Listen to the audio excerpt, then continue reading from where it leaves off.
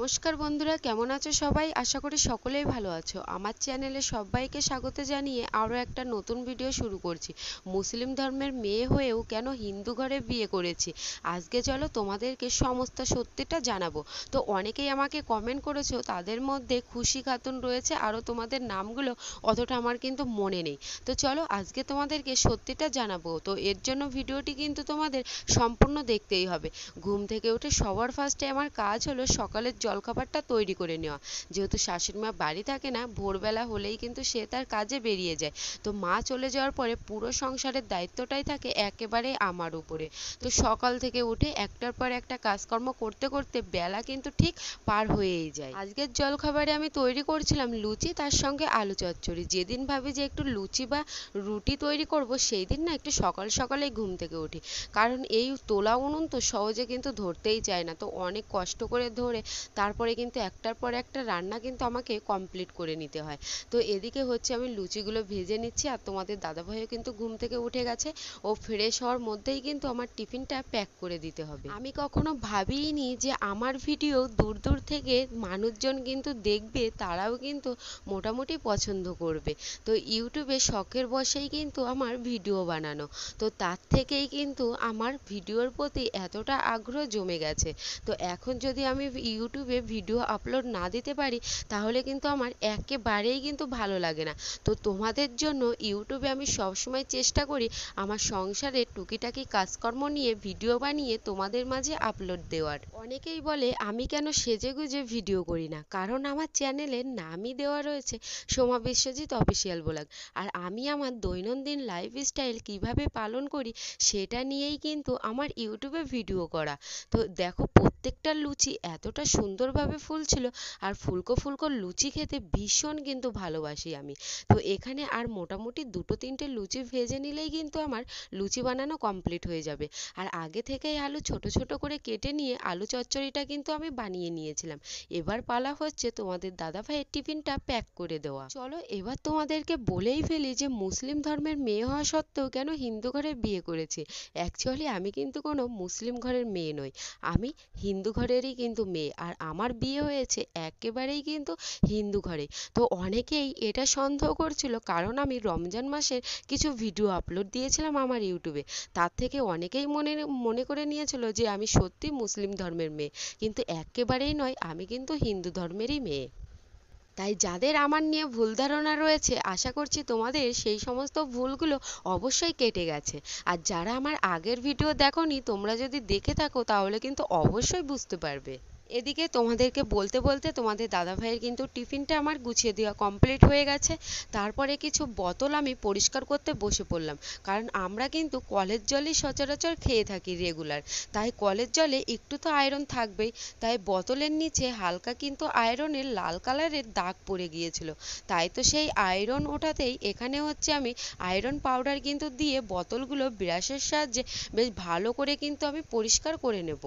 আমাদের এইখানে এই কয়দিন এত পরিমাণে বৃষ্টি হচ্ছে যে উঠোন যেখানে রান্না করি, তো সেখানেও না ভেজা ভাব কিছুতেই কাটতেই চাইছে না।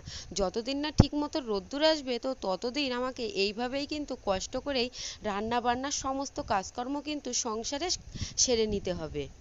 এখানে আমি বোতল পরিষ্কার করার ব্রাশের সাহায্যে সমস্ত বোতলগুলো কিন্তু বেশ ভালো করে পরিষ্কার করে নিলাম। তার পাশাপাশি এখানে শাশুড়ি মায়ের কিছু শাড়িও কিন্তু জমা হয়ে গিয়েছিল। তার পাশাপাশি তোমাদের দাদা ভাইয়েরও, যেহেতু আমাদের এইখানে কয়েকদিন যাবৎ এত পরিমাণে বৃষ্টি হচ্ছে, তোমাদেরকে তো প্রথমে বললামই যে সকাল থেকে শুরু হয় টিপটাপ করে, আর কিন্তু কিছুতেই থামতেই কিন্তু চায় না। তাই মায়ের জিনিসপত্রও কিন্তু কাচা হয়নি, টানা 3-4 দিন কিন্তু এক নাগাড়ে বৃষ্টি হয়েছিল। তাই আজকে যেই একটু মেঘলা মেঘলা করেছে, রোদ্দুর ওঠেনি কিন্তু বৃষ্টি নেই, ভাবলাম যে না আজকে কেচে দিই। সেই জন্য সমস্ত কিছু নিয়ে একেবারে ভিজিয়ে দিয়ে তাড়াতাড়ি কিন্তু কেচে ধুয়ে মেলে দেবো, বাতাসে যতটা শুকায় আর কি। সংসারের কাজকর্মের ফাঁকে ফোঁকে যখন একটু নিলিবিলি একটা জায়গায় বসে থাকি, তখন না মনের মধ্যে অনেক চিন্তা ভাবনা করি। যে মেয়েটা মায়ের বাড়িতে থাকতে কোনো কাজই সেরকম একটা করতো না, সেই মেয়েটা বিয়ের পরে কতটাই পাল্টে গেছে। মেয়েদের জীবনটাই হয় এইরকম, যেখানেই যাই সেখানেই কিন্তু মানিয়ে নেয়। তো মা একটা কথা ঠিকই বলতো যে মায়ের বাড়িতে মেয়েরা কিন্তু সবসময় রাজকন্যা হয়েই থাকে, অন্য বাড়িতে গেলে সেটা কিন্তু হয়ই না। তো এখানে হচ্ছে শাড়ি আমার মেলা কমপ্লিট হয়ে গেছে, নাইটিটা ছেড়ে তারপরে ঠাকুরের জন্য ফুলটা তুলে নিলাম। আর এখন হচ্ছে পুঁইশাক গাছ থেকে আমি কিছু পুঁইশাকগুলো কেটে নেব। তো উঠোনের অবস্থা দেখে তোমরা বুঝতেই পারছো যে আমাদের এইখানে কিরকম বৃষ্টি হয়েছে। অভাবের সংসার, বুঝতেই পারছো যে একটু হিসাব নিকাশ করে খাওয়াটাই কিন্তু বুদ্ধিমানের কাজ। তাই গাছ থেকে পুঁইশাকগুলো কেটে নিয়েছি। আর গাছেই কটা লঙ্কা ছিল, একেবারে সামান্য, তাই ভাবলাম সেই লঙ্কাগুলোও তুলে নিই আজকে, নাই দেখা যাবে যে পরবর্তীতে আর মনে থাকবে না, তখন কিন্তু নষ্ট হয়ে যাবে। আর এদিকে দেখো আমাদের নতুন পেঁপে গাছে পেঁপেও কিন্তু হয়েছে, এখনো কিন্তু সেরকম একটা বড় হয়নি। আর এই যে বটবটি গাছ, তো এই বটবটি গাছটা আমি মাঠ থেকে এনে কিন্তু লাগিয়েছিলাম। তো দেখো বটবটি গাছে ফুলও এসেছে, আবার কিন্তু ফলও ধরেছে। তো এখানে মোট আমি 4টে লঙ্কা কিন্তু তুলেছি, গাছটিতে মোট কিন্তু 4টে লঙ্কাই ছিল। তো এখন চলো রান্না করার জন্য পুঁইশাকগুলো কেটে নিই। আর বৃষ্টি হলে শুধু উঠোন নয়, আমার যেখানে আমি রান্না করি তো সেই জায়গার অবস্থাটাও ঠিক কিন্তু এরকমই হয়ে থাকে। তো এখানে হচ্ছে আমার সবজি কাটা কমপ্লিট হয়ে গেছে। তো ফ্রিজ থেকে আমি চিংড়ি মাছ, তার পাশাপাশি একটু মাংস ছিল, মাংস বলাটা ভুল হবে, মুরগির ছাল যেটাকে বলে, তো সেটাই কিন্তু রেখে দিয়েছিলাম। তাই আজকে এইগুলোই কিন্তু রান্না করে নেব। তো চিংড়ি মাছের বড়া করব আর পুঁইশাক দিয়ে ছাল দিয়ে রান্না করে নেব। তো এখানে হচ্ছে আমি গাছেরই পুঁইশাকগুলো কেটে সিদ্ধ করতে বসিয়ে দিয়েছিলাম। তো বাড়িতে একটু টুকিটাকি সবজি আছে বলে তবুও কিন্তু একটু রক্ষা কিনে খাওয়ার হাত থেকে।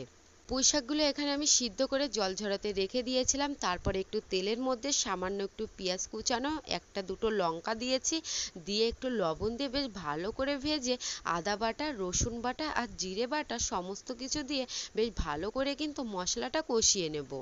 তোমরা যারা এখনো এই রান্নাটা খাওনি অবশ্যই কিন্তু বাড়িতে ট্রাই করে দেখতে পারো। শুনে খারাপ লাগতে পারে কিন্তু খেতে কিন্তু দুর্দান্ত টেস্ট হয়। তো এখানে হচ্ছে আমি মাংসের ছালটা বেশ ভালো করে কষিয়ে নিয়ে তারপরে কিন্তু সিদ্ধ করে রাখা পুঁইশাকগুলো এর মধ্যে কিন্তু আমি দিয়ে দেব। তো চলো, মাংসটা আমার কষানো কমপ্লিট হয়ে গেছে, এর মধ্যে এবার আমি পুঁইশাক দিয়ে সমস্ত কিছু একসঙ্গে বেশ ভালো করে কিন্তু কষিয়ে নেব। এই রান্নাটা আগে কিন্তু আমি খাইনি কখনো, তো শ্বশুর বাড়িতে এসে প্রথম কিন্তু খেয়েছিলাম। তো প্রথম আমারও কিন্তু শুনেই কিরকম একটা গায়ে কিরকম একটা ঘৃণা টাইপের করে উঠেছিল যে এরকম আবার কোনো রান্না হয়, যে পুঁইশাক দিয়ে ছাল রান্না, পুঁইশাক দিয়ে মাছ রান্না, এ আবার কোন ধরনের রান্না রে বাবা। কিন্তু খেয়ে একেবারেই কিন্তু আমার মনোগতি সমস্ত কিছুই কিন্তু চেঞ্জ হয়ে গেছে। তো এখন আমার এতটা ভালো লাগে, যখনই আমি মাংসের দোকানে যাই না কেন, যদি দুটো তিনটে ছাল যদি থাকে ঠিকই কিন্তু নিয়ে চলে আসি, তো পুঁইশাক দিয়ে ছাল রান্না করার জন্য।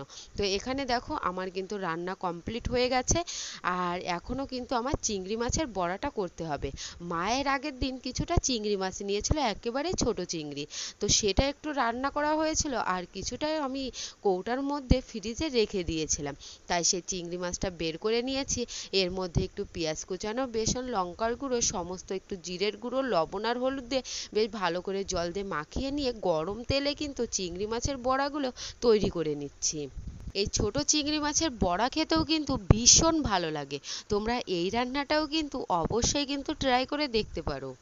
আজকে সেরকম কিছুই রান্না করব না, শুধু এই চিংড়ি মাছের বড়া আর একটু মাংসের তরকারি করেছি, আর পুঁইশাক দিয়ে মাংসের ছালটা কিন্তু রান্না করে নিয়েছি। এদিকে কিন্তু আমার বড়া ভাজা কমপ্লিট হয়ে গেছে, লাল লাল করেই কিন্তু ভেজে নিয়েছি। এবার হচ্ছে তুলে নেওয়ার পালা। তো চলো, আর এক খোলা মতো রয়েছে, তো সেই বড়া কটাও আমি একেবারে ভেজে নামিয়ে নিই। এদিকে দুপুরে রান্না বান্না আমার কমপ্লিট হয়ে গেছে, তার মধ্যে চানটা সেরে সোজা চলে আসলাম ঠাকুর ঘরে পুজোটা দিতে। পুজোটা দিয়ে তারপরে কিন্তু দুপুরের খাওয়া দাওয়াটা কমপ্লিট করে নেব। তো এখানে হচ্ছে আমি এক এক করে ঠাকুরের থালা বাসন দিয়ে পুজোটা কিন্তু কমপ্লিট করে নিচ্ছি। আর আমার যত মনের কষ্ট আছে না কেন, সমস্ত কষ্ট কিন্তু উগরাতেই আমি ঠাকুর ঘরে চলে আসি। তো সমস্ত মান অভিমান কিন্তু আমার ঠাকুরকে ঘিরে। তো এখানে হচ্ছে পুজো দেওয়া কমপ্লিট হয়ে গেছে, তারপরে এখন হচ্ছে দুপুরের খাওয়া দাওয়ার পালা।